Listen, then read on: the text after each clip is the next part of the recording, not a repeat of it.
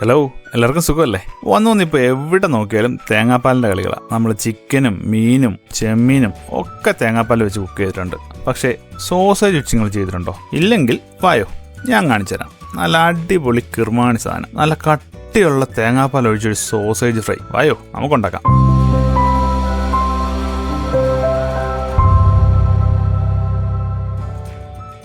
ആദ്യം നമ്മൾ സോസേജ് ഇതേപോലെ കട്ട് ചെയ്തെടുക്കുക. പിന്നെ ഞാനിവിടെ പറയുന്ന എല്ലാ അളവുകളും ഒരു പാക്കറ്റ് സോസേജ് കുക്ക് ചെയ്യാനുള്ള അളവുകൾ കേട്ടോ.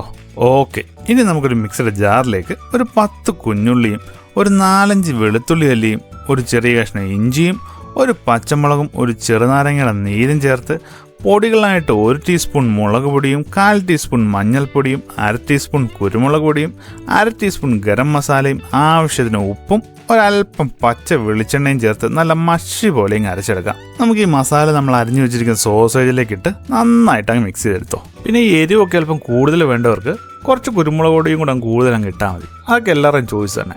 നല്ലതുപോലെ അങ്ങ് മിക്സ് ചെയ്തിട്ട് ഒരു 15-20 മിനിറ്റ് ഒന്ന് റെസ്റ്റ് ചെയ്യാൻ വെക്കുന്നത് നല്ലതാണ് കേട്ടോ. ഇനി നമുക്കൊരു പാൻ ചൂടാക്കി നല്ല പച്ച വെളിച്ചെണ്ണ ഒഴിച്ചിട്ട് എണ്ണ ചൂടാക്കി കഴിയുമ്പോൾ കുറച്ച് കറിവേപ്പില അങ്ങോട്ട് ഇട്ട് കൊടുക്കാം. നമ്മുടെ സോസേജ് ഇതേപോലെ നിരത്തി അങ്ങോട്ട് ഇട്ട് കൊടുക്കാം. എല്ലാം ഇതേപോലെ നിരത്തി ഇട്ടിട്ട് ഒരു 2-3 മിനിറ്റ് ഒന്ന് അടച്ചു വെക്കാം. 3 മിനിറ്റ് കഴിയുമ്പോൾ നമുക്ക് തുറന്നിട്ട് സോസേജ് ഒന്ന് മറിച്ചിട്ടിട്ട് അടുത്തൊരു 3 മിനിറ്റ് കൂടെ അടച്ചു വെച്ച് തന്നെ കുക്ക് ചെയ്യാം. നമ്മൾ ആദ്യമേ ഇങ്ങനെ അടച്ചു വെച്ച് കുക്ക് ചെയ്യുമ്പോൾ ഉണ്ടല്ലോ, നമ്മുടെ സോസേജ് ഒന്ന് സോഫ്റ്റായി കിട്ടും. മതി. ഇനി നമുക്ക് തുറന്ന് വെച്ചിട്ട് നമ്മുടെ സോസേജ് എല്ലാം നല്ലപോലെ അങ്ങ് മൊരിയിച്ചെടുക്കാം. പണി എളുപ്പമാക്കാൻ വേണ്ടി തീ കൂട്ടി വെക്കല്ലേ. അടുക്കി പിടിക്കാനോ കരിയാനോ പാടില്ല. ഇടയ്ക്കിടയ്ക്ക് തിരിച്ചും മറിച്ചു വിട്ട് നന്നായിട്ട് അങ്ങ് മൊരിച്ചെടുത്താൽ മതി.